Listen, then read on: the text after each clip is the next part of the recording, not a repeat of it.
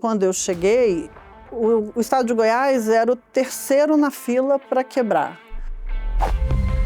E orçamento significa principalmente eficiência, alocação de recursos da melhor forma possível. E, de repente, eu olhei para um orçamento que era completamente desconectado de prioridades. A discussão de reforma administrativa, ela não é uma discussão de salário, ela é uma discussão de uma linha de despesa que pesa e que não necessariamente está sendo em prol do cidadão e nem sequer está beneficiando os servidores. Com todas as reformas que a gente fez no governo Temer, com todas as reformas necessárias do Plano Real, independentemente de tudo isso, depois de 30 anos de Plano Real, a gente não conseguiu fazer a reforma administrativa. É verdade, Rui. Por que a gente não consegue progredir? Além desse ponto inicial que você mencionou, por que essa agenda não anda? Quando a sociedade civil se organiza, quando o cidadão se engaja, a política fica melhor. A política entende que o limite ou a direção não é aquela.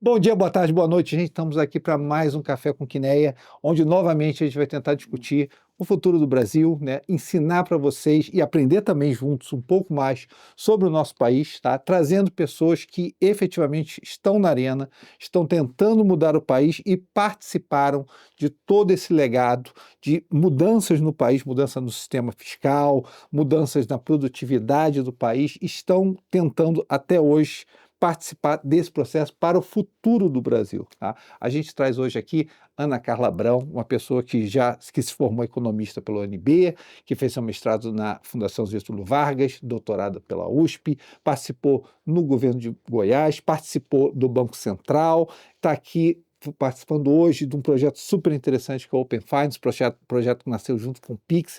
Quer dizer, uma pessoa que trabalhou para melhorar as contas públicas estaduais do Brasil, uma pessoa que hoje trabalha no público-privado tentando melhorar a competitividade do crédito brasileiro, tá? Gente que trabalha, e vamos lembrar sempre disso, aqui a gente traz quem está na arena, quem está fazendo, faz e quer fazer pelo país, trazendo a educação financeira da maneira mais lato sensu possível, que é ensinar como é que esse país funciona e como é que esse país pode melhorar. Ana, um super prazer ter você aqui hoje.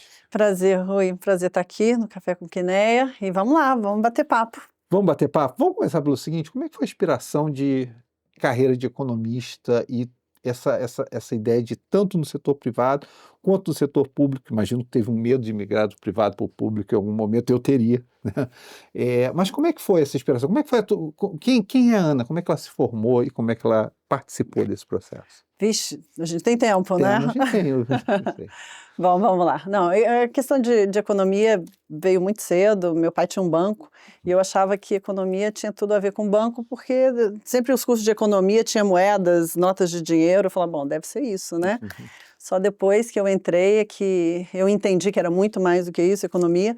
E foi, inclusive, o que me possibilitou migrar setor privado, setor público, atividades super distintas, mas sempre muito vinculadas à formação de economista. E a motivação foi setor financeiro, foi onde eu fiz a maior parte da minha carreira, mas eu tive uma passagem pelo Banco Central, que já me botou um bichinho do setor público ali. Mas depois, como secretária de Fazenda de Goiás, foi quando eu me inseri muito mais nos temas, né, de economia pública, de política pública, e nunca mais saí. Embora tenha voltado para o setor privado, a minha atividade principal já é há algum tempo no setor privado, mas sempre participando do debate público, tentando contribuir a partir dessa experiência. Porque tem uma coisa que eu digo, Rui, eu acho que todo mundo deveria passar pelo setor privado no Brasil, pelo setor público no Brasil, porque definitivamente é quando você entende muito melhor a dificuldade que a gente tem, as belezas também, mas principalmente como é difícil a estrutura que a gente tem hoje que nos impede de fazer muita coisa. O Joaquim Levy, quando esteve aqui, falou uma frase sobre o setor público que eu nunca esqueci. Você tem que estar preparado para construir um templo de pedra a cada mês, sabendo que ele pode ser demolido no mês subsequente, mas ter a fé que ele vai durar a experiência do tempo. Mas eu acho que é super sábio, como, né, tudo que o Joaquim fala, mas eu acho que, acima de tudo, você vindo do setor privado, pelo menos a minha experiência, quando eu fui para o setor público, você tem uma contaminação super positiva, né, do que a gente aprende e como aprende a fazer no setor privado. E, por outro lado, você aprende muito também das dificuldades.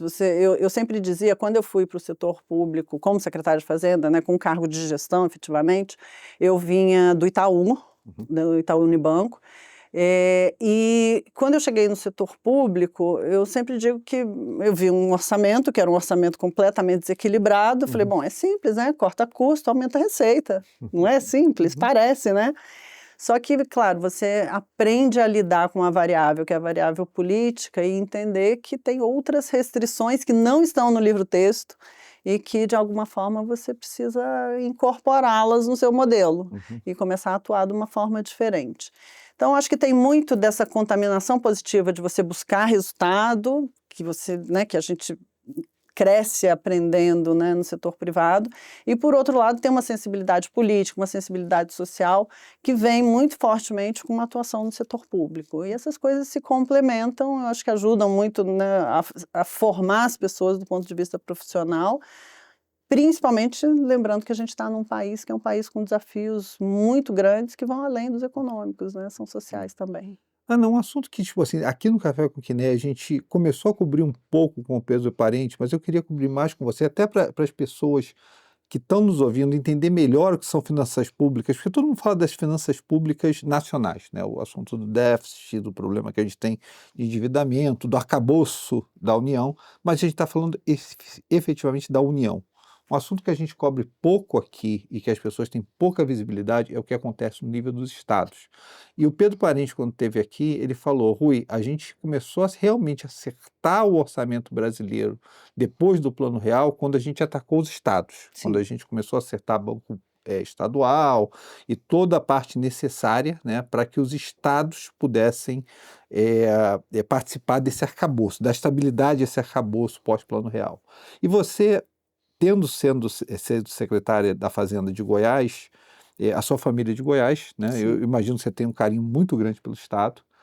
E além da música, boa música sertaneja que vem do estado, e graças a Deus toda essa agricultura que vem de Goiás, mas eu vi que você explica muito bem o que aconteceu quando você chegou e aprendeu as contas públicas de Goiás. Você podia contar essa experiência um pouco para a gente? Bom, como eu disse, né, quando você chega... Primeiro que assim, eu sempre fui uma microeconomista bancária. A minha formação é em microeconomia, de bancos, regulação financeira, crédito. E eu cheguei em Goiás e pela primeira vez eu me deparei com questões macro-fiscais. E lembrando que eu assumi em Goiás em 2015 como secretária de Fazenda, quando os estados estavam na nova onda de crise deles, né? Como o Pedro trouxe aqui, na década de 90, houve toda uma consolidação fiscal no nível subnacional, com a renegociação da dívida dos estados, a privatização dos bancos públicos estaduais. Só que de lá para cá, principalmente ali no governo entre 2014, na verdade a partir de 2011 até 2014, houve um enorme desarranjo das contas estaduais em função de um sobreendividamento. O Tesouro acabou liberando o aval para que os estados se endividassem novamente. A gente voltou ali, a partir de 2015, a ter uma grande crise. Parte da nova matriz econômica? Exatamente. É o que eu digo, que teve a vertente da nova matriz ali com campeões nacionais, com contabilidade criativa, ou seja, teve tudo aquilo no nível macro, federal, como você bem disse, e ficou menos evidente o que estava acontecendo no nível subnacional, que foi justamente essa crise de sobreendividamento dos estados, que basicamente se endividaram. Fizeram alguns investimentos em infraestrutura, sim, mas se endividaram muito fortemente porque cresceram suas folhas. Então, a despesa de pessoal explodiu, rompeu todos os limites da Lei de Responsabilidade Fiscal e a gente teve uma volta ao passado. Era como se a gente não tivesse arrumado as contas estaduais ali na década de 90. E quando eu cheguei, o estado de Goiás era o terceiro na fila para quebrar. A gente tinha Rio de Janeiro, Minas que tinha quebrado, Rio de Janeiro tinha quebrado na virada ali do ano, de 14 para 15, e Goiás era o próximo da lista. E na época foi isso, assim, eu olhei para o orçamento. Primeiro que o processo orçamentário para mim foi muito surpreendente. Eu vinha de uma casa privada em que orçamento é uma coisa muito séria e é um instrumento de gestão. E orçamento significa principalmente eficiência, alocação de recursos da melhor forma possível. E, de repente, eu olhei para um orçamento que era completamente desconectado de prioridades, era completamente desconectado de gestão. E eu me lembro que, eu não vou lembrar os números agora, mas uma das coisas, eu falei, eu quero o orçamento que eu quero olhar linha a linha, que a gente vai rever. Vamos fazer um orçamento base zero aqui, porque o desequilíbrio, na época, era de mais de 7 bilhões de reais. E eu me lembro que, quando eu perguntava nas linhas, né, por exemplo, tinha lá uma provisão na Secretaria de Fazenda de Goiás, para café. Porque eu falei, deixa eu começar pelo orçamento da Cefaz e entender como é que ele foi feito. Compra de café.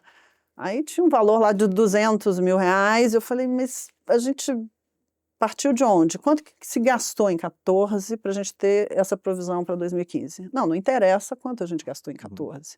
A gente gastou 20 mil, mas a gente colocou esse valor todo porque depois se a gente coloca menos, tem que pedir empenho, vai faltar café, tem que, né, tem a lei de licitação, tem que fazer uma outra licitação, é melhor botar 200. E assim, imagina, estou pegando um exemplo super, né, prosaico, mas de maneira geral, o orçamento era feito muito mais com base no que tinha sido orçado no ano seguinte. Sobre esse valor se colocava um valor adicional e estava ali como uma peça de ficção. Então a gente começou refazendo o orçamento, entendendo que era a prioridade do Estado, mas, mesmo assim, tinha uma super bomba que era a despesa de pessoal. A despesa de pessoal crescia sem aumento, assim, de forma vegetativa, crescia 10% ao ano, numa época em que, né, todo mundo estava tentando racionalizar os gastos. E o grande desafio foi esse, foi olhar para esse orçamento. Do ponto de vista político, não pagar a folha de servidores era a decretação da falência, como tinha acontecido com Minas e Rio de Janeiro. Então, essa era a restrição principal. O que eu ouvi, primeiro dia que eu entrei, no dia 1º de janeiro, foi isso. O secretário faz qualquer coisa, mas a gente não pode deixar de pagar a folha. E aí você começa a olhar e começa a ver que, no fundo, a folha, que pela lei de responsabilidade fiscal tinha que estar limitada a 60% da receita líquida, ela já estava em 80%, 85%. E isso graças a toda uma contabilidade criativa que, assim como existiu no nível federal para outros temas, nos estados acontecia. Porque muito da despesa de pessoal tinha outra rubrica, tinha outro nome, tinha nome de verba compensatória, privilégios, penduricalhos e coisas auxílio clareamento de dentes, auxílio grupo de corrida e assim vai. Então, assim, você começa a ver que a gente tinha perdido completamente a mão ali e os tribunais de contas pouco faziam para tentar harmonizar esse processo. Isso era Goiás, mas era em todos os estados da federação. Então, tanto que 2015 e 2016, a gente perseguiu um novo ajuste, uma nova renegociação de dívida dos estados junto ao governo federal, Tesouro Nacional. Foi uma discussão que levou 2 anos. E, ainda assim, hoje, 10 anos depois, a gente tem desequilíbrios nessa conta que justificam, né, a discussão que a gente está tendo hoje de reforma administrativa. Porque no nível subnacional, a maior conta e o maior desequilíbrio vem da despesa de pessoal.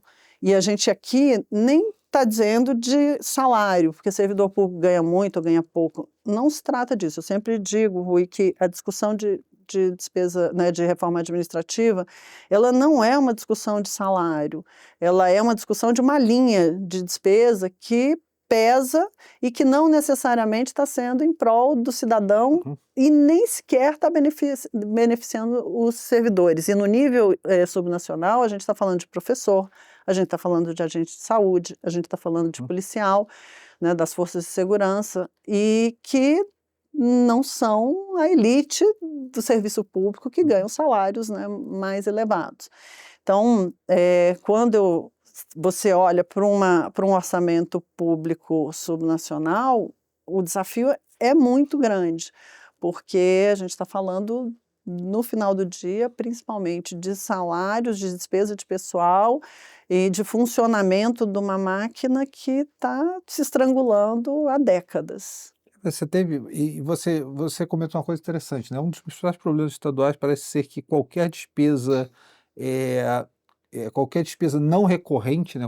Qualquer receita extraordinária que bata num estado, normalmente vira uma despesa corrente, né? E quando essa receita extraordinária sai, a despesa fica, né? E você vive essa realidade nos estados brasileiros. E de uma forma que, assim, a gente sabe que no nível federal, né, o grau de vinculação do orçamento público é muito alto, 93% hoje do nosso orçamento federal está comprometido de alguma forma com uma vinculação específica. No nível estadual, a gente não só está nesses níveis em que muito pouco sobra para investimentos e para algum tipo, né, de discricionariedade na gestão pública, mas mais do que isso, a gente tem uma situação em que boa parte dessa vinculação, para além da vinculação em saúde, educação que a gente já conhece, boa parte dessa vinculação significa despesa de pessoal, em boa medida, despesa de pessoal, servidor público estável. Então, o grau de manejo é ainda menor. Então, tem muito mais que se discutir como é que a gente aloca esses recursos da melhor forma. É verdade que nos estados, né, até pela natureza dos serviços que eles prestam, é mais intensivo em pessoas mesmo, mas a gente precisa ser capaz de gerir essas pessoas, esse quadro de pessoas, de uma forma mais eficiente, até para lhes dar condição de trabalho, porque hoje nem isso tem muitas vezes. Não, exato, né? Porque se você passa do salário, eu imagino que essa regra de salário exista porque você tem que equipar essas pessoas, né? Exato, e mais, imagina que assim, a lei de responsabilidade fiscal limita a 60% da receita corrente líquida a despesa em pessoal. E o conceito, e eu sempre digo isso, né? Quando a gente está em dificuldade, a gente tem que olhar para o conceito e tentar, né, entender por que ele está lá. E o conceito sempre foi, a gente precisa ter 40% dessa receita disponível para fazer investimentos em infraestrutura, investimentos correntes, tem gasto, dar conta dos gastos correntes, capacitar as pessoas. Se você consome, no caso, na época, a gente estava falando de 85% Goiás, Rio de Janeiro 98%, tinha estados que era acima de 100%. Então, imagina o que foi o Rio de Janeiro com aquela receita de petróleo, né? Sim, e depois o petróleo... exato, mas é o que você falou, como tinha vinculações ali, ou teve receitas extraordinárias que foram consumidas ou direcionadas para aumentos salariais e contratação, você chega uma hora que quando essas receitas desaparecem, o desequilíbrio também surge, né, com muita força. Mas o conceito é sempre esse, o Estado precisa ter recursos para investir, quer seja, né, em infraestrutura, quer seja na própria capacitação dos seus servidores que estão ali para prestar um serviço que é o mais importante que existe se a gente pensar no que são as funções de Estado, né? Educação, saúde, segurança pública é o que a gente precisa. E esse investimento não pode ser só em salários, ele precisa ser em capacitação, ele precisa ser em condições de trabalho, ele precisa ser em remédios, ele precisa ser em inteligência, quando a gente fala de segurança pública, e condições, né, no nível educacional, condições de poder dar às crianças e jovens, né, a melhor educação possível. Aí, Ana, eu imagino o seguinte, você pega esse desafio, você vê que eu tenho uma lei de responsabilidade que é 60%, Sim. E você, na verdade, tem 70 e alguma coisa, né? E o 80, quase 80, né? Daí o governador chega para você e diz, Ana, mas a gente tem que pagar essa folha de pagamento e você tem que fazer um ajuste. Daí você me falou o seguinte, né? Até pelo lado da receita parece difícil, porque é tudo vinculado também. Você aumenta a receita entre vinculações, né? Como é que você resolveu esse problema? Como é que você trabalhou esse problema? Eu acho que sempre tem, Rui, tem mato alto. Sei. Isso, né, eu digo que pelo menos isso a gente consegue quando a gente chega num lugar em que esse processo orçamentário era feito sem, né, olhar na linha a linha, era muito mais um processo inercial. Então teve a gente teve uma condição ali de fazer um orçamento mais ajustado e cortar em lugares que não ia, de fato, a despesa não ia acontecer. Mas isso é um pedacinho, né? Tem o outro, né? Tinha o desequilíbrio, como eu disse, era um desequilíbrio muito grande. E aí a parte mais difícil que eu te diria porque uma coisa é o orçamento, você conseguir ajustar o orçamento. Outra coisa é uma questão de caixa, que você tem que fazer escolhas do que você vai pagar e o que você vai deixar de pagar. E essa eu diria que é a experiência mais desafiadora de quem cuida de um caixa que é um caixa deficitário, porque teve momentos que eu tive que fazer escolhas muito difíceis, que era mandar remédio, né, recursos para a compra de remédios de um hospital ou para uma escola. Então, tem escolhas muito difíceis. Tem algumas que elas são mais óbvias, né? Tem a parte mais básica que você fala, bom, essa aqui vai ter que caber e a gente vai ter que priorizar. Outras eu vou ter que atrasar, outras eu vou ter que, nesse momento, eu não vou pagar. Então, tem um pouco de arte ali também, de escolhas difíceis que você tem que fazer. Mas, assim, o que sofre muito é investimento em infraestrutura, por exemplo. São as estradas que tem que recapear, uma estrada que tem que asfaltar, de um projeto que já foi aprovado, que você diz não vamos fazer. Então, o primeiro que você corta acaba sendo a infraestrutura, que é um problema, porque compromete o futuro, mas chega uma hora que você começa a fazer escolhas muito difíceis. Ainda mais no estado do Goiás, você tem que escoar Exato. toda a produção agrícola do país. Aí entra um pouco também de criatividade, porque aí você chama o setor privado, tenta achar formas do próprio setor privado de alguma maneira cobrir as deficiências, né, de recursos do setor público, mas de novo, você começa a ver como compromete a capacidade do Estado entregar o que ele precisa entregar. E por isso que eu digo que a reforma administrativa é tão importante, porque a gente precisa resgatar o Estado para fazer o que ele precisa fazer. E para isso a gente tem que definir prioridades e ser capaz de usar os recursos de acordo com essa prioridade. Eu acho que ao longo do tempo, por conta de vinculações, por conta, né, de vários outros motivos, o Brasil deixou de definir as suas prioridades e, mais ainda, de alocar os recursos de acordo com prioridades. Tem uma captura do orçamento que é uma captura muito clara. O orçamento hoje está loteado não com base nas prioridades que o país deveria ter para crescer e se desenvolver econômico e socialmente. O orçamento hoje, cada corporação pública ou privada tem um pedacinho dele. E não está disposto a abrir mão disso, quer seja por subsídios, quer seja, né, por privilégios, quer seja por emendas específicas que estão vinculadas a interesses políticos, quer seja outros interesses individuais menos republicanos.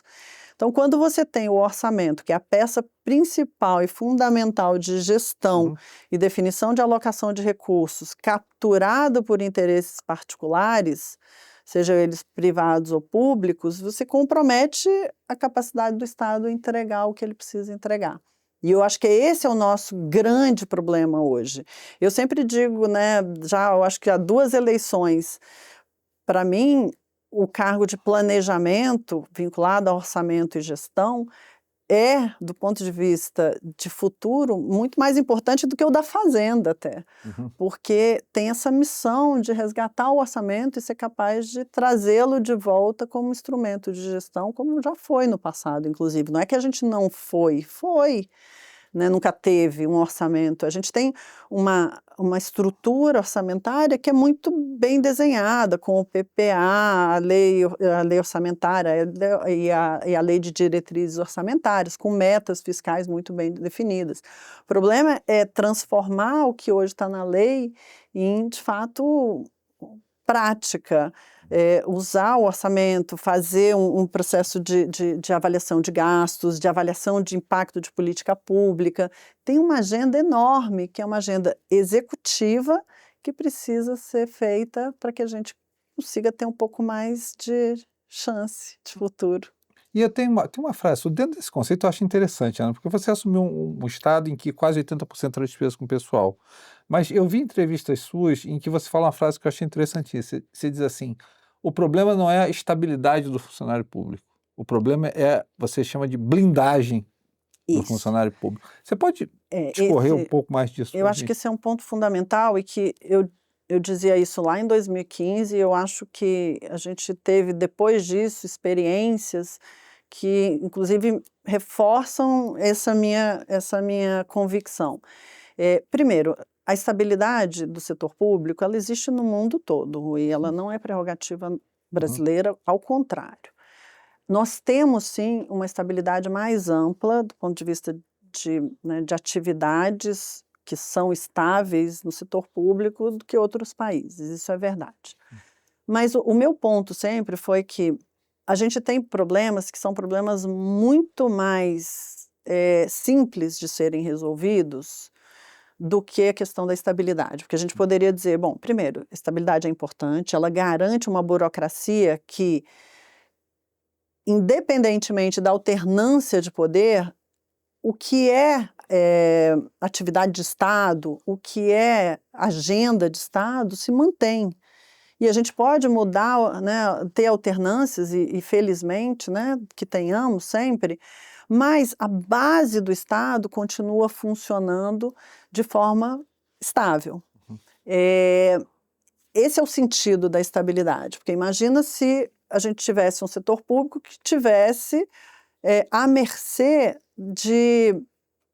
do político da vez, né, ou da ideologia da vez, ou daquele grupo da vez.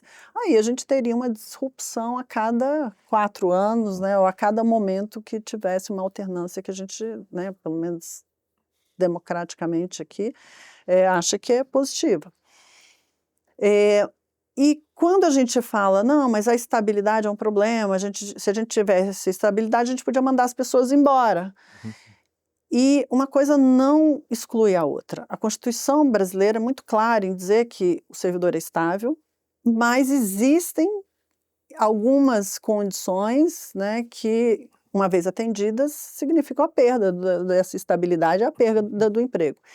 E uma delas, inclusive, é o baixo desempenho. Então, se a pessoa não trabalha ou ela trabalha mal, desde que ela seja avaliada e que se cumpra e que se mostre que ela, né, não desempenha bem, ela pode ser demitida. Isso vale para desempenho, isso vale para falta grave, isso vale para corrupção, portanto, para crime. Só que, na prática, quando a gente vai olhar, Você pode até matar, né?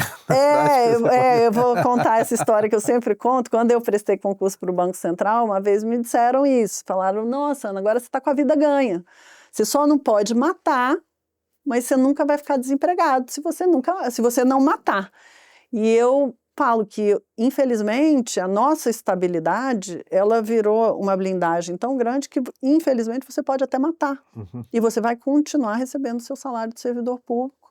Por quê? Porque esse processo que leva a pessoa a ser demitida ou comprova que ela deve ser demitida nos termos, né, da Constituição, ele está absolutamente capturado. Ele hoje ou tem erros de instrução do processo, ou você tem que esperar o trânsito em julgado até o final, mesmo que seja caso de falta grave, e isso dá margem para uma jurisprudência ou dá margem para uma situação em que as pessoas se aposentam no meio do caminho, elas respondem esses processos independentemente, né, da severidade do crime, recebendo os seus salários integralmente, dá tempo de aposentar, ou aposentam por algum motivo específico, muitas vezes, né, não legítimo. Então, é muito mais um problema de processo do que um problema de lei. Não é que eu tenho que acabar com a estabilidade para poder mandar as pessoas embora. Primeiro, eu tenho que ser capaz, né, de mandar as pessoas embora porque elas merecem serem mandadas embora. E isso hoje não acontece. E segundo, eu tenho que ser capaz, porque outro argumento contra a estabilidade é, mas aí está faltando gente aqui, eu faço um concurso, essas pessoas vão ficar pesando para o Estado 60 anos. Ou tem funções específicas que perderam utilidade ou validade, e essas pessoas ficam lá. A gente sempre usa, né, aqueles exemplos, né, do datilógrafo, e o operador de mimeógrafo, que até hoje tem gente, né, no setor público com essas profissões. Mas aí o que a gente tem que ajustar, primeiro, é um planejamento da força de trabalho, ser capaz de dimensionar essa força de trabalho, porque muitas vezes está faltando gente num órgão e está sobrando no outro. Eu tenho que dar mobilidade às leis de carreira que permitam que eu transfira pessoas de um órgão para o outro. No caso de funções que perdem, né, a utilidade, eu tenho que recapacitar essas pessoas para elas fazerem outra coisa. Então, de novo, é muito mais um problema da nossa estrutura legislativa e dessa relação funcional entre as pessoas, o servidor público e o Estado, do que efetivamente um problema da Constituição e da estabilidade. A gente, inclusive, a proposta de reforma administrativa que, junto com Carlos Ari Sundfeld e Armínio Fraga, eu defendo, a gente propôs um projeto de lei que visa revisar as carreiras, porque cada lei, imagina que numa empresa você tem várias funções, então as pessoas entram para desempenhar uma função. No setor público você faz concurso para uma carreira. Só no governo federal são 300 carreiras, em cada estado tem 100 carreiras, mais ou menos, nos municípios tem em torno de 20 carreiras. Multiplica isso, né, por 27 no caso dos estados, 5.500 dos municípios, soma com 300 do governo federal. Cada uma dessas carreiras é uma lei específica, com definição de salário de entrada, definição de critérios de promoção e progressão, definição de função de reserva de mercado. Só quem fez concurso para aquela carreira pode desempenhar aquela função.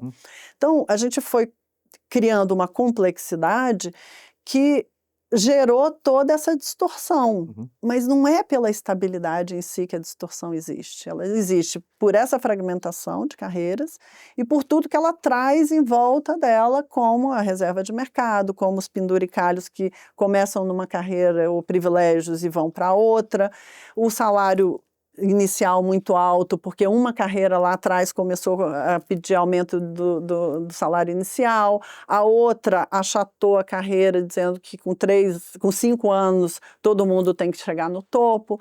Então são esses os problemas hoje que estão inerentes à relação do servidor público com o Estado e que gera uma série de incentivos muito ruins e distorcidos, e que, no meu entendimento, deveriam ser atacados, e não a estabilidade, porque a estabilidade não é a raiz do problema. Ela, no fundo, ela existe, ela tem o seu valor, ela precisa, sim, ser melhor disciplinada, mas ela é, hoje, o menor dos nossos problemas. A gente tem vários outros problemas para olhar e para ajustar, e que tem ganhos, do ponto de vista de gestão de pessoas, muito maiores do que mexer a essa altura com a estabilidade, que inclusive é o segredo para uma reforma administrativa não caminhar. Porque na hora que você coloca, como a PEC 32 do governo Bolsonaro colocou, que a gente começa acabando com a estabilidade, você tem 12.500.000 servidores públicos contra uma reforma administrativa, que inclusive, fora isso, os beneficia enormemente, a sua grande maioria, pelo menos. Mas, obviamente, você mexe com a base do serviço público, e aí você é o segredo para que não caminhe. Esse certamente é um ponto importante. É curioso para mim perceber o seguinte: a gente conseguiu progredir, por exemplo, com reforma da Previdência. Tudo bem que a gente começou tentando no governo Fernando Henrique e só conseguiu fazer uma coisa no governo Bolsonaro.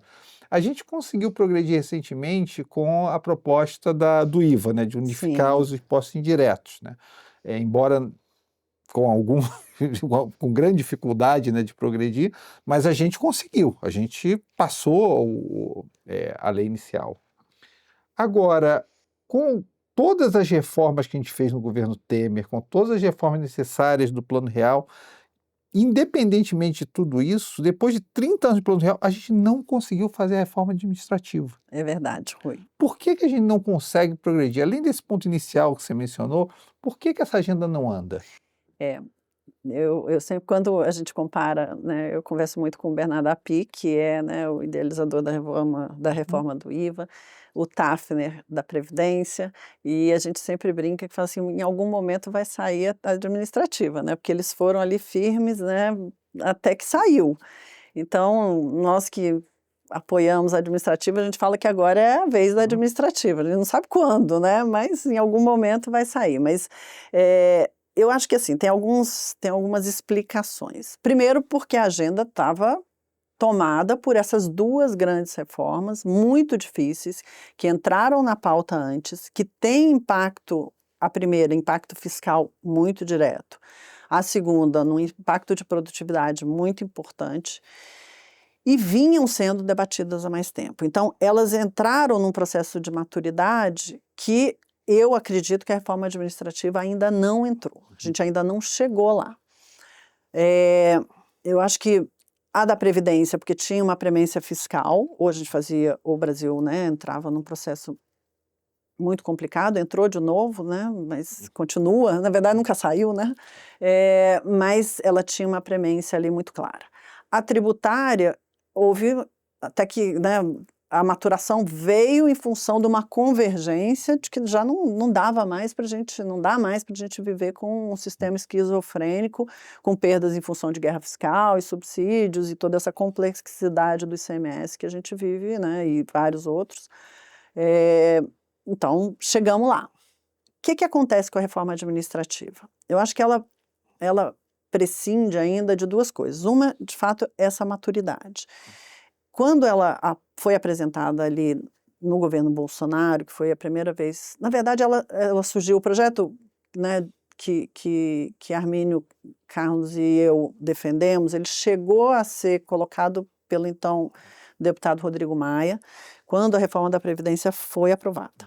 Ele, em plenário, ele fez o discurso dele dizendo, agora a gente vai passar para a reforma administrativa, ele cita o nosso projeto, mas o governo nunca mandou, e é prerrogativa, a reforma administrativa é prerrogativa do Executivo. Então, ali a gente perdeu um pouco o momento, que podia ter se beneficiado da reforma da Previdência que tinha acabado de ser aprovada. Depois disso, veio o projeto da PEC 32 do governo Bolsonaro, que, como eu disse, assim, eu acho que primeiro ela começou pelo lado errado, porque começa com a discussão da estabilidade. Segundo, ela veio com a pecha fiscal, dizendo a gente vai economizar 400 bilhões de reais. E terceiro, o governo, na verdade, não queria. Então, assim, primeiro eu acho que tem uma questão de maturação. A gente precisa, eu acho que a gente começa agora, inclusive, com o projeto do deputado Pedro Paulo, que ele apresentou na Câmara, a gente começa agora a ter uma discussão que é uma discussão que desvincula a reforma administrativa da questão fiscal. Porque não dá para dizer que vai dar tanto de ganho fiscal. Primeiro que ninguém sabe, esse é um número que é muito difícil de ser calculado, porque depende de muitos fatores. Então, eu acho que a maturação parte daí, da gente entender que essa não é uma pauta fiscal, ela é uma pauta estrutural eu, inclusive, entendo ela assim, de desenvolvimento, de capacidade do Estado, como eu disse aqui no início, de entregar o que ele precisa entregar, em particular os serviços básicos de educação, saúde, segurança e formulação de políticas públicas e execução delas. Então, eu acho que a gente está conseguindo caminhar nessa direção que ajuda no entendimento do que é uma reforma administrativa. O outro ponto é que a gente precisa de apoio do governo. A reforma da Previdência só aconteceu porque tanto o governo Temer como depois o governo Bolsonaro abraçaram essa reforma e disseram, isso aqui é minha prioridade. A mesma coisa vale para a tributária. A administrativa, o governo Bolsonaro não abraçou e o governo Lula muito menos. E aí, de novo, talvez até por falta de entendimento de como essa pauta é importante do ponto de vista social. Eu sempre digo que um Estado que não é capaz de gerar uma escola de qualidade para 80% das jovens e crianças que dependem do ensino público para poder ter acesso à educação, é um Estado que ele é perverso do ponto de vista social, porque ele está reforçando a nossa desigualdade. Um Estado que não é capaz de prover uma saúde pública de qualidade, está dizendo para a população, quem tem plano de saúde pode pagar, vocês são felizardos, quem não tem vai ter que sofrer as intempéries, né, da vida da pior forma possível. E segurança pública, não preciso nem dizer, um Estado que não é capaz de prover segurança pública, a gente acabou de viver, né, o que viveu no Rio de Janeiro e vive cotidianamente em todas as grandes cidades brasileiras. Sem contar que perdemos os nossos jovens para o crime, ou porque eles são cooptados, ou porque eles morrem. Então, assim, é o Estado mais perverso que existe do ponto de vista social. E uma reforma administrativa é uma pauta social, mas a esquerda, e em particular este governo, não vê dessa forma, vê como uma perseguição ao servidor público. Então, por isso que eu digo, falta maturar esse entendimento, e falta um governo que vai olhar para isso e vai dizer, essa é a minha pauta e eu vou levar isso a cabo. E com esse discurso, não é só esse discurso, é mostrando os números, basta mostrar os números. E Ana, quais seriam os principais pontos dessa pauta administrativa? O que é fundamental que a gente cubra? Acho que a primeira coisa é pensar justamente do ponto de vista dessa miríade de carreiras, que a gente precisa olhar para elas e ganhar racionalidade nesse processo, ou seja, garantir que os privilégios desapareçam, porque com milhares de carreiras você não consegue nem identificar onde estão esses privilégios.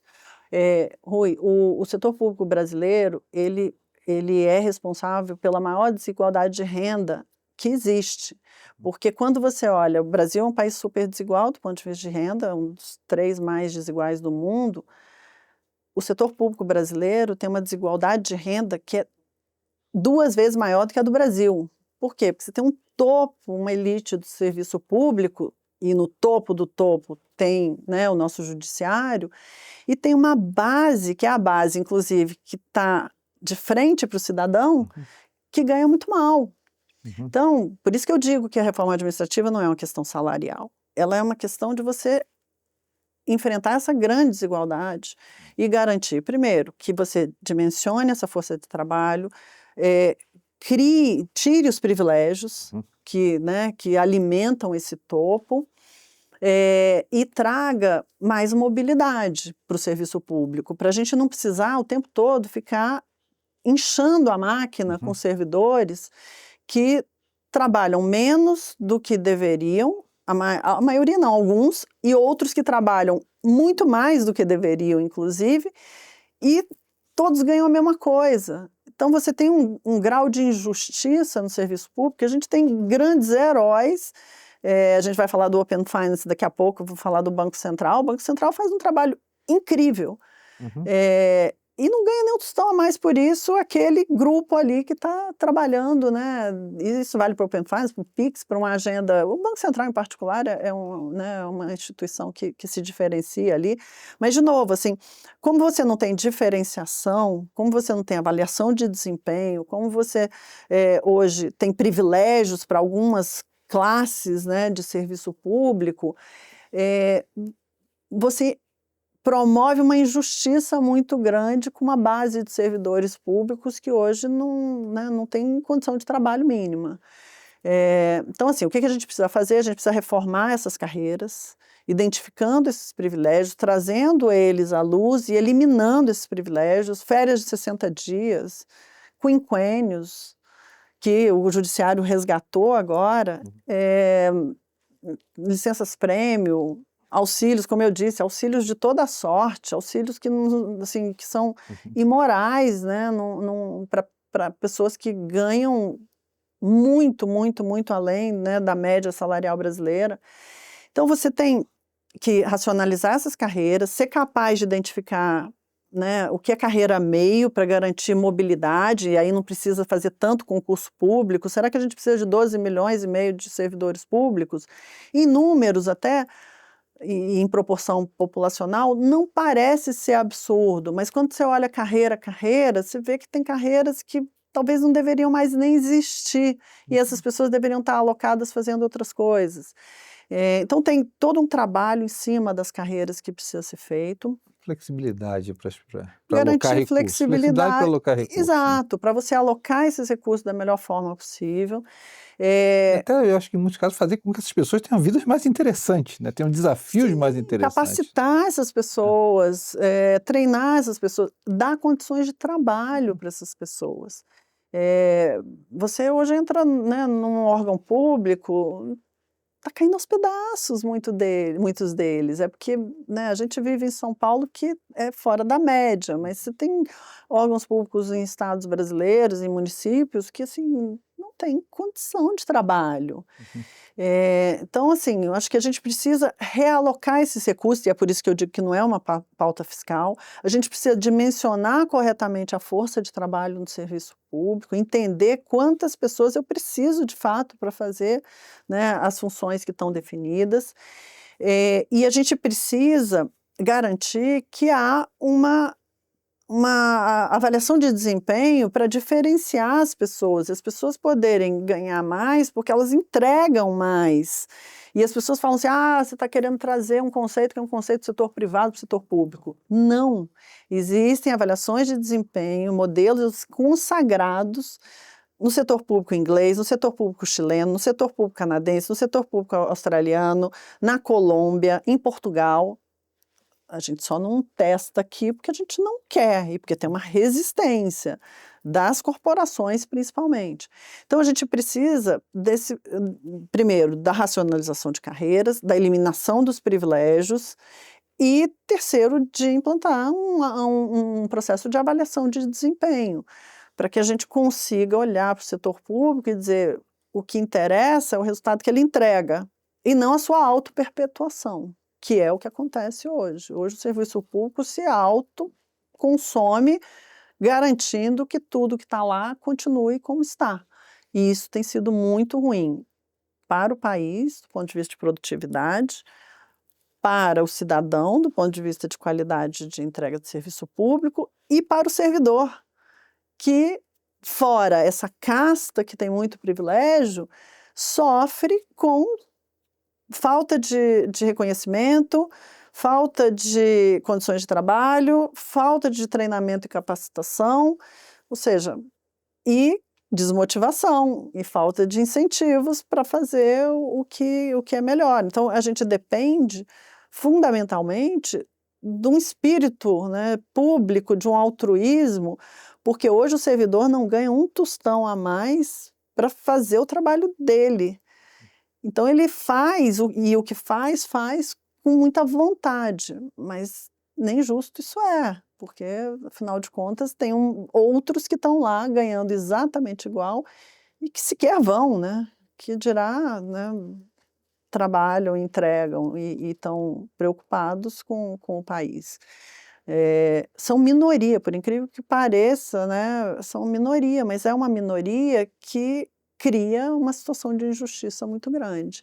Eu estava num debate outro dia e estavam me contando assim, que a gente chegou numa posição em que em alguns órgãos públicos ninguém quer assumir um cargo de chefia, porque tem mais responsabilidade, já está no teto, boa parte, essa é uma outra distorção que está nas leis de carreira. Como você tem progressões muito rápidas, salários iniciais muito altos, você entra, depois de 5 anos, você está no topo da carreira, e qualquer coisa que você faça a mais, você já tem um corte, né, do teto constitucional e, portanto, você não vai ganhar mais nada, nada mais. E então tem uma desmotivação, porque as pessoas chegam no topo e dizem, não, eu não quero assumir um cargo de chefia, porque eu não vou ganhar nenhum tostão a mais e vou ter meu CPF em risco, inclusive. E aí o que está se definindo em alguns órgãos é que, não, mas faz o seguinte, se você assumir esse cargo de chefia, você vai poder trabalhar de casa. Você não precisa vir aqui. Então é 100% remoto o seu trabalho. Agora imagina a distorção, a pessoa que é chefe, assume um cargo de chefia e que ela fica em casa enquanto as outras pessoas ficam trabalhando presencialmente. Essa é a premiação, sendo que deveria ser, né, ao contrário, ele deveria estar lá presencialmente, liderando aquele time, inspirando, ou seja, tudo aquilo que a gente entende que é um processo de boa gestão de pessoas. Mas a gente... Então, esse é um exemplo de distorções, a gente pode ficar aqui o dia inteiro falando sobre isso, e todas essas distorções estão nessa miríade de leis de carreira que foram incorporando verbas compensatórias ou condições compensatórias como essa para que as pessoas fiquem lá lidando com uma situação que é uma situação injusta, ou é uma situação de desvalorização, ou uma situação de não valorização, de não diferenciação. Então, vamos dar mais uma coisinha aqui. Ou então, o professor que ganha pouco, então vamos dar uma compensação para ele via verba de deslocamento.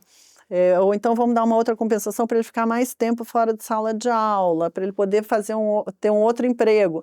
Então, você vai puxando esse fio desse novelo e você vai vendo que é ali que a gente precisa reorganizar, né, essa relação funcional. Eu tenho um dado interessante, né, que eu até mencionei no último com o Mendonça de Barros esteve aqui, né, a gente mencionou o fato de que foi mencionado pelo secretário de Educação de São Paulo de que um aluno no serviço público, um aluno na escola pública, né, ele custa mais ou menos, se eu não me engano, em torno de R$ 2.000, e que na escola privada a média brasileira custa exatamente a mesma coisa. Só que o resultado da escola pública é muito pior do que a escola privada. Aí vem o Marcos Lisboa e explica, olha, grande parte do problema econômico não é de macropolítica, é de micropolítica. É de micro. É como você define incentivos, é como você define gestão, é como você define todas essas coisas que você está falando. E aí você vê a complexidade de uma reforma administrativa, Rui, porque, ao contrário de uma reforma da Previdência, a reforma da Previdência basicamente é o quê? Você vai lá e muda parâmetros. Não estou minimizando a complexidade política de uma reforma da Previdência, mas uma vez aprovada, você vai lá e muda idade mínima de aposentadoria, tempo de contribuição, valor da percentual de contribuição, ou seja, são parâmetros que você vira uma chave. A reforma administrativa, além dela ser uma reforma micro, que tem que olhar para as carreiras, tem que olhar para os incentivos, tem que olhar para um modelo de avaliação de desempenho, ela tem um fator cultural muito grande, muito forte. Então, ela tem que ser feita ao longo do tempo. Então, se tem uma agenda, que é uma agenda de Estado, que precisa não só ganhar prioridade e maturidade, mas ela ter continuidade, é de uma reforma do Estado, porque ela tem que mudar a forma como o servidor se coloca dentro das suas funções e como o Estado trata esse servidor. Então, é um processo, não é uma mudança de chave. É muito complexo.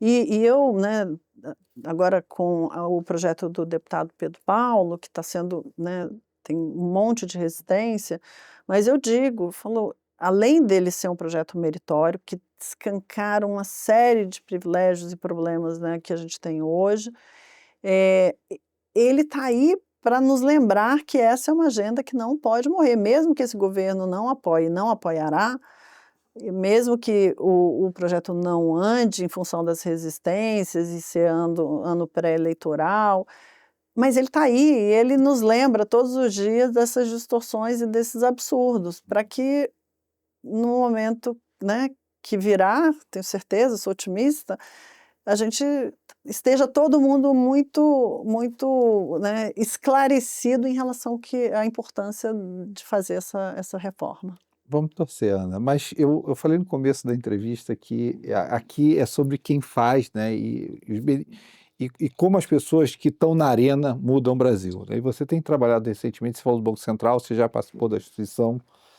falou do sucesso do Pix, né? Que realmente até o Trump fez querer descobrir o que era o tal do Pix, né? Mas outra atividade do Banco Central tem sido o Open Finance. E no Open Finance A gente fala muito aqui, já fez vários programas discutindo por que a produtividade do Brasil é tão baixa e produtividade é competição.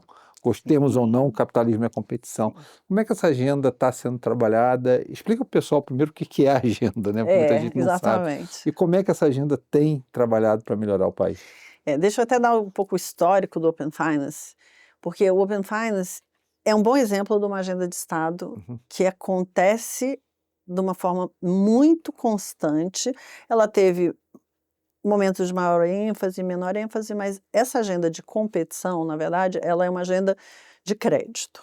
Lá em 99, quando, né, foi implantado o regime de metas de inflação, ali na gestão Armínio Fraga, com Sérgio Verlan, criou-se dentro do Banco Central um departamento de pesquisa, e dos desdobramentos daquela agenda de eficiência, né, de estabilidade monetária e de gestão da política monetária, era olhar para o canal de crédito. E a gente pela primeira vez, foi mensurado o que era o spread bancário no Brasil, que é a diferença, né, entre a taxa de captação e a taxa de empréstimo dos bancos. Por quê? Porque o canal de crédito é um canal super importante de transmissão da política monetária. Esse canal quanto melhor ele atua, quanto melhor ele funciona, mais eficaz é a política monetária. Se a gente tem um canal de crédito que não funciona tão bem, essa eficácia uma parte dela se perde via canal de crédito. E aí o Banco Central olhou para essa agenda e falou, bom, temos aqui um problema, o spread bancário no Brasil é um dos maiores do mundo, e foi feita ali a decomposição do spread para que se definisse uma agenda. Vamos fazer uma agenda aqui para reduzir esse spread, melhorar a eficácia do canal de crédito e a gente ter um país com um sistema de crédito mais profundo também, porque quanto mais profundo o mercado de crédito, mais se cresce, mais se desenvolve. Existe também já isso é um resultado de microeconomia bancária, de economia que já foi consagrado também. Então, imagina, essa agenda começou em 99 com o projeto Juros Spread Bancário e tinha ali, sim, né, já uma questão de o país tem um sistema bancário muito concentrado. E isso pode ser uma das explicações, né, pelas quais o spread é muito alto. Fora isso, insegurança jurídica, na recuperação de garantias, toda uma agenda que eu tenho certeza que todo mundo aqui já ouviu falar, compulsórios muito altos. Ou e já assim viveu vai. no dia a dia, né? Exato, ou já viveu no dia a dia. Subsídios cruzados em função do crédito direcionado. Então, aquela agenda veio vindo, algumas coisas avançaram. O Banco Central ou o governo da vez conseguiu destravar uma coisa aqui, outra coisa ali. Só que chegou em 2017, o Ilan assume o Banco Central e ele retoma essa agenda com mais força. Existia já, essa agenda virou o projeto Juros Spread Bancário, depois virou agenda BC+, e aí com o Ilan, ele foi olhar para aquilo. Quem tocava era o time técnico do Banco Central, que foi dando continuidade a essa agenda. E aí o Ilan puxa essa agenda e diz, bom, vamos olhar para isso daqui. E duas agendas surgem mais fortemente debaixo da agenda BC+. Uma era de pagamentos instantâneos, que eu falo que, né, teve mais sorte do que o Open Finance, porque foi batizada de PIX, que é um nome super fácil, super popular. Então, a agenda de pagamentos instantâneos deslancha e, em paralelo, a agenda do Open Finance, que na época era Open Banking, que vem do seguinte diagnóstico. Um dos motivos primeiro, existia uma concentração bancária muito grande no país, com 5 grandes bancos dominando 90 e tantos %, né, dos ativos, em particular do crédito. Entre eles, sim, há competição, não havia qualquer evidência, né, de práticas anticompetitivas, né, formais ali, mas existia um poder de mercado que era o domínio da informação. Cada instituição tinha sobre seus clientes um nível de informação que nenhum outro entre eles tinha, e muito menos o novo entrante teria condições de ter. Isso era uma vantagem competitiva estrutural do mercado, e que, por isso, era importante que se quebrasse essa barreira à competição. Porque aí você permitia que eles competissem mais fortemente entre eles e permitia que novos entrantes pudessem ter acesso a essas informações e fazer ofertas eventualmente melhores para os clientes. Essas duas agendas andaram, a do Pix dentro do Banco Central, a do Open Finance, o Banco Central definiu que seria o próprio mercado que ia tocar essa agenda. Ela aconteceu, ela tem 5 anos agora, então de fato foram duas agendas que vieram, né, em paralelo. Em 2020 o Banco Central lança a resolução conjunta 1 que cria o Open Finance, o Open Bank na época, depois vira Open Finance, com esse objetivo: vamos obrigar as instituições que compartilhem os dados dos seus clientes mediante a autorização do cliente. O Banco Central cria isso, o mercado coloca de pé essa agenda, que é uma agenda que começa com compartilhamento de informações entre as instituições financeiras. Depois ele converge, inclusive, com a agenda do Pix. Foi quando virou Open Finance, porque a gente não tinha só operações transacionais bancárias, mas a gente passa a ter pagamentos, investimentos, previdências, câmbio, informações muito mais amplas do que as informações transacionais bancárias. O Open Finance brasileiro hoje é o maior e o mais bem-sucedido do mundo. Ele foi inspirado no inglês, que é o pioneiro. Hoje a gente tem Open Finance em vários países do mundo, na Coreia, na Austrália, na Europa, no Reino Unido, enfim, Cazaquistão. Tem 60 países hoje que têm Open Finance. O nosso é de longe maior e o mais bem-sucedido, porque tem inclusive essa convergência da agenda do Open Finance com a agenda Pix. A grande diferença é que Pix é um produto, Open Finance é uma infraestrutura. É uma infraestrutura de compartilhamento de dados, serviços e pagamentos que acontece de forma padronizada e garante que, mediante a autorização do cliente, você consolide toda a relação bancária dele, quer ela esteja num banco, numa cooperativa de crédito, numa fintech, numa wallet, numa iniciadora de pagamento. Você consegue hoje ver a vida financeira do cliente e ele consegue consolidar suas informações por meio dessas conexões que acontecem entre os 700 participantes do Open Finance.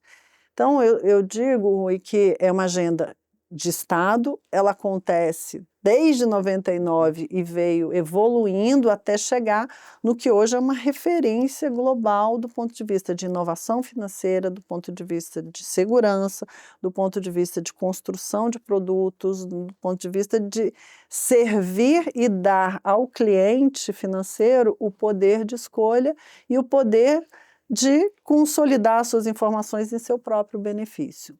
Então, é uma revolução silenciosa que vem acontecendo no sistema financeiro brasileiro, se tornou uma referência global e impacta hoje de forma direta essa agenda, que é uma agenda de competição, é uma agenda de inovação, é uma agenda de inclusão financeira e de dar, né, ao consumidor as possibilidades de escolha e de uso de uma informação que é tão valiosa em seu próprio benefício, que é a informação dele próprio.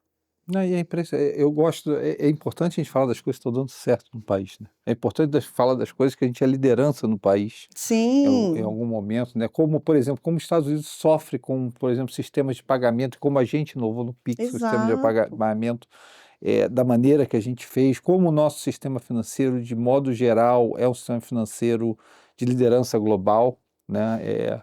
Como o nosso mercado financeiro é sofisticado em relação ao tamanho da nossa economia, né, ou a diversos outros problemas que nós temos hoje no país que a gente não consegue resolver, mas essa parte do setor privado brasileiro e também essas iniciativas do Banco Central que você mencionou são áreas que a gente tem que celebrar. É importante falar dos problemas, mas celebrar as vitórias também, né? Exatamente. Esse é um ponto, é uma agenda, de novo, é uma agenda micro, é uma agenda silenciosa, é uma agenda que acontece e é estável ao longo de muito tempo e que tem impactos muito claros, né? A gente, no começo, o Open Finance, imagina que assim, né, a construção de uma infraestrutura dessa complexidade não foi simples e exigiu, principalmente dos bancos incumbentes, um investimento muito grande, porque tem sistemas legados, tem, né, uma tecnologia muitas vezes mais pesada do que a tecnologia das fintechs, que é mais leve, mais moderna e sofre menos com fusões, aquisições e um legado que vem de décadas, em alguns casos, né, casas centenárias. Mas o que aconteceu é que, depois da infraestrutura criada, depois do sistema, né, ganhar a relevância e a volumetria que ele tem hoje, você começa a ver como isso vai muito além da agenda de competição. É uma agenda que justamente nos mantém na fronteira, porque em algum momento a gente arriscava perder um pouco isso, justamente porque, claro, um sistema mais estável, mais concentrado, ele acaba sendo menos inovador.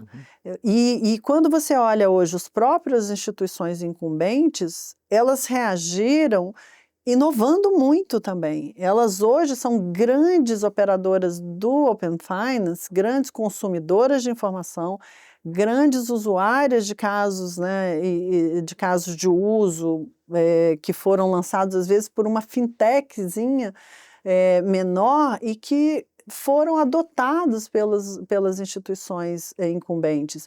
Fora o que as próprias instituições incumbentes tiveram que se readaptar e que foi muito benéfico para elas.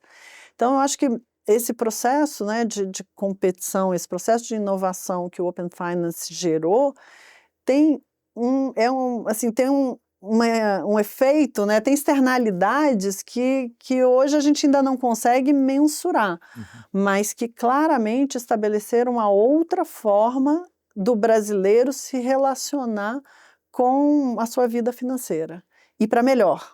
Exatamente. Claro que a gente tem que ainda, né, capturar muito desses impactos no crédito, para, resgatando lá a agenda lá de trás, garantir que o impacto sobre o spread acontece, mas só o que a gente já vê hoje de construção e de simplificação financeira, de fragmentação do mercado do ponto de vista, né, de escolhas para o consumidor, já é muito poderoso.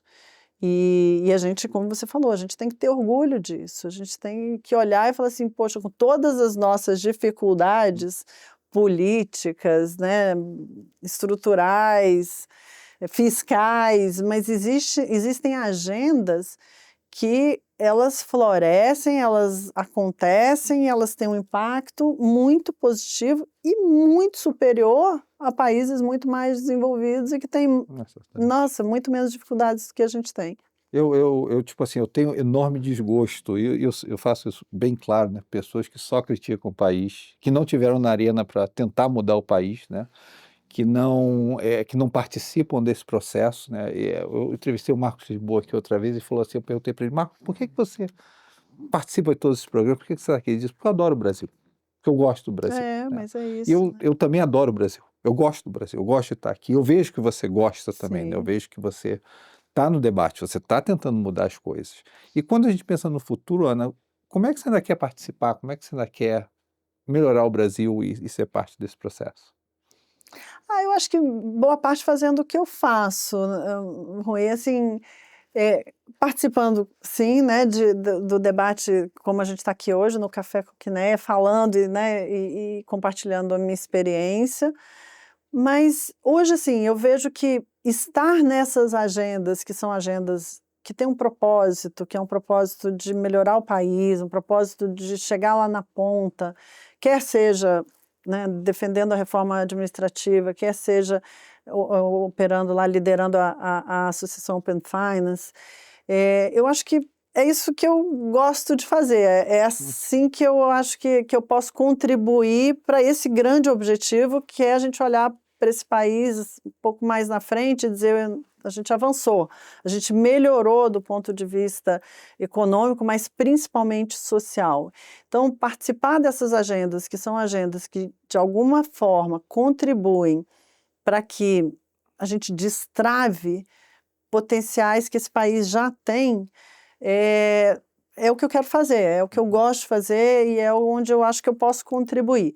E por isso que eu fui para a Associação Open Finance, porque eu olho para, né, o que a gente está fazendo, é uma agenda de Estado, de novo, é operar um bem público por meio de uma empresa privada, mas, acima de tudo, é algo que mexe o ponteiro lá na ponta. É algo que você olha e fala assim, eu estou ajudando esse país a ser melhor do que ele é hoje, ou do que ele foi no passado.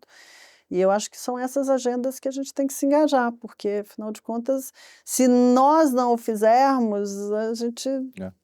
Onde é que a gente vai parar, né? Eu acho Não, que... com certeza. E deixar até uma ideia para as pessoas que assistem o programa, nem a pessoa mais rica do país, do ponto de vista privado, pode fazer um milésimo para a sociedade do que uma pessoa no governo pode fazer. Esse ponto é fundamental, Rui. Eu digo, claro que a sociedade, né, tem que se organizar por meio, né, né, sociedades, né, ONGs, organizações, etc. Filantropia é super importante. Mas ninguém substitui o poder de impacto do Estado. Uma boa política pública não poderá e não será, principalmente num país como o nosso, tão desigual, capaz de resolver problemas que são problemas tão estruturais. E a gente tem que garantir que a gente trabalhe para que esse Estado seja cada vez mais capaz de entregar essas políticas, porque senão... E é por meio dessa organização da sociedade civil é que a gente pode permitir ou trabalhar para que esse Estado se torne capaz, porque hoje ele não é. E esse é o nosso grande peso. E não adianta a gente achar que o setor privado pode fazer, vamos fazer escolas privadas, charter schools, vouchers, só para ficar no nível da educação. Tudo bem, todas essas iniciativas são meritórias, elas merecem, né, que a gente dê chance para que elas floresçam, mas não adianta imaginar que elas vão cobrir 80% das crianças e jovens que hoje dependem de uma educação pública que é provida pelo Estado. Então, assim, eu acho que a gente né, e por isso que eu defendo tanto essa reforma, se a gente não se mobilizar para que o Estado seja capaz, a gente sempre estará operando muito abaixo do nosso potencial, porque é só ali que tem impacto. E só para finalizar aqui, eu digo que todo mundo deveria ter uma passagem pelo setor público, deveria ser que nem serviço militar obrigatório, porque não só, né, pela possibilidade de contribuir, mas muito também pela possibilidade de aprender como esse país é um país difícil, mas que tem ilhas de excelência e um potencial gigantesco de desenvolver, de se desenvolver e de criar oportunidades para todo mundo.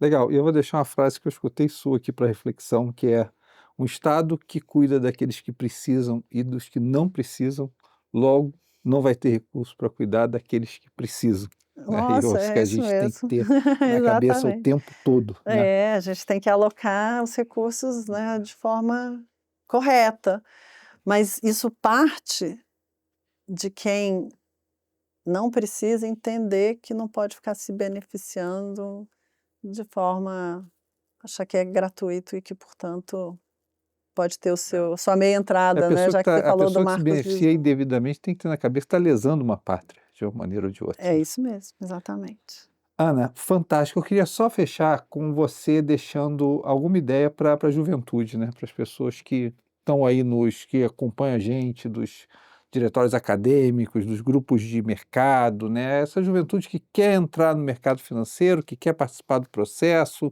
que quer ajudar o país. Que conselho você dá para a juventude do país hoje? O principal dele, o principal conselho que eu daria, assim, é que se engajem para melhorar o país. Eu acho que a minha geração foi uma geração muito egoísta e que foi o que foi até pelo contexto, né? A gente faz as escolhas muito, né, em função do contexto. Era uma geração, vou falar pelos economistas principalmente, né? Era uma geração que a gente ia para as escolas de economia para sair de lá e ir para o mercado financeiro ganhar dinheiro, porque a gente dizia, se a gente fizer a nossa parte, ganhar dinheiro, o mercado ele vai garantir que o país cresce, se desenvolve, e esse benefício vai ser um benefício compartilhado. Só que eu acho que com o passar do tempo a gente viu que não. A gente precisa se engajar, a gente precisa garantir, de novo, que o Estado olhe para quem precisa, que o Estado seja eficiente, que o Estado seja produtivo, que o Estado, né, faça o seu papel, desempenhe o seu papel. E isso só a sociedade civil é capaz de garantir. A gente precisa que as pessoas se engajem em agendas, se mobilizem, pressionem, entendam o que o país precisa, porque uma lição que eu carrego também da minha época de setor público, e a gente viu o exemplo disso agora na PEC da blindagem. Quando a sociedade civil se organiza, quando o cidadão se engaja, a política fica melhor. A política entende que o limite ou a direção não é aquela.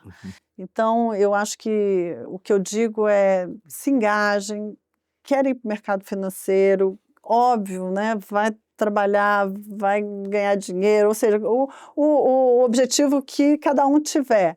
Mas não esqueçam que a gente tem um país que é um país muito, muito desigual e que depende muito do engajamento, principalmente das gerações, né, mais novas, para que ele seja melhor para todos. Porque ser melhor só para a gente é insustentável, porque chega uma hora que não é mais, e não faz sentido. Então, busquem propósito individual, mas um propósito coletivo, porque é isso que vai fazer a diferença lá na frente. Perfeito. Ana, foi um prazer enorme ter você aqui. Obrigado demais pelo seu tempo, obrigado pela mensagem que você trouxe aí para todo mundo. Imagina, um prazer, Rui, adorei. Joia. Gente, a gente vai estar fechando aqui o programa, tá? Se vocês gostaram, dá o like no vídeo, tá? Recomenda para os seus amigos, tá? Para que a gente possa trazer cada vez gente mais relevante, para que a gente possa manter esse discurso, para que a gente possa manter esse debate, tá? Para que a gente traga cada vez mais educação financeira no conceito mais lato sensu possível, que é educar financeiramente no sentido de como a gente pode fazer essa sociedade progredir de maneira que beneficie a todos, né? Que faça esse bolo crescer, né? E o retorno financeiro nada mais é do que o retorno de todos os ativos da sociedade juntos. Não se esqueçam disso, tá? E siga a gente nas redes sociais, que nem Investimentos sempre, tá? Que nem Investimentos LinkedIn, que nem Investimentos Instagram, que nem Investimentos rede social, tá? Do WhatsApp, nosso blog da Quineia na internet, você vai sempre achar a gente sob o nome Quineia Investimentos na internet. Gente, super obrigado e até o próximo mês, onde a gente vai ter um debate super interessante sobre os horizontes para 2026 com o nosso time aqui da Quineia. Um abraço e até o próximo programa, gente.